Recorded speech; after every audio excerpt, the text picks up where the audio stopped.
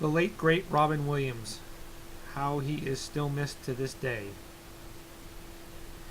Like I said in my Death to Smoochie review, he can do comedy as well as he could do drama, and Dead Poet Society is no exception.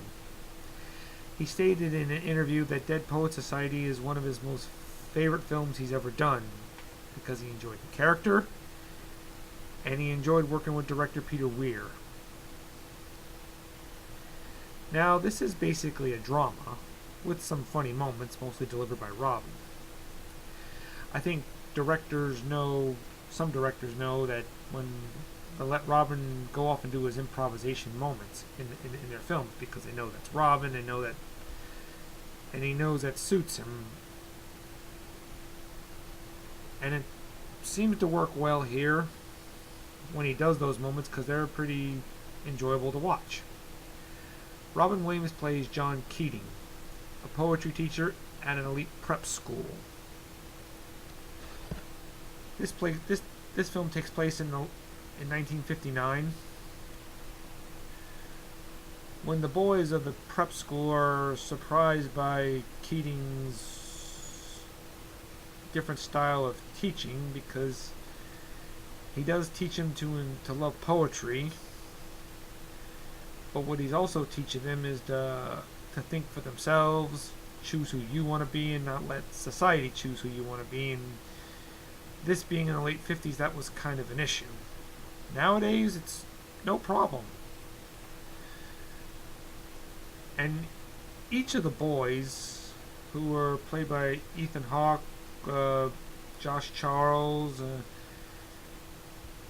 to name a few, do have their own, and Robert Sean Leonard, do have their own story arc, and they do tell it very well in a unique show.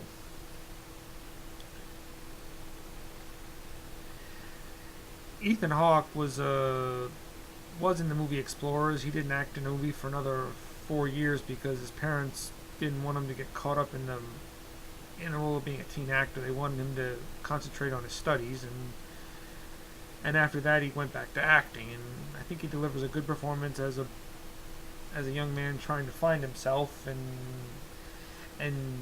through the teaching of John Keating, does find himself very well. And the most interesting story arc that's kind of difficult to watch is Robert Sean Leonard's Neil, who is always dominated by his father, played by Kurtwood Smith of that '70s show. But when Neil discovers his passion for acting and all, I mean, his father's totally against it. His father desperately wanted him to be a doctor, but Neil didn't want that because he didn't feel it was him, and causes friction between them, and they blame John Keating. All John Keating did was help him discover his passion. And it's pretty sad to watch that take a sad turn as it does, as you probably see the movie. I'm not going to say how that does. I gotta say, performances were good. I mean, I don't see much of these actors anymore. I still see Ethan Hawke in films here and there, and Josh Charles, who does make appearances. I don't know if he has much. I don't see much starring films he's been in lately. But everybody does a good performance. Robin Williams does a good performance. I mean, he was nominated for an Oscar but didn't win, and I don't, as best actor, it didn't felt more like a supporting role. The boys were really the stars, and it was and I like the setting of how the boys come together for their Dead Poets, make their own Dead Poet Society, which I think is pretty cool. And I think so many films have tried to copy this style. Well, not copy, but have a similar feel to it. Like, remember that Kevin Kline movie, The Emperor's Club? Sort of similar. Keaton plays him as a teacher who just wants to help students. He just wants to encourage them to find their passion. and it's very well portrayed. Director Peter Weir also did a good job, so I give Dead Poet Society a 10 out of 10.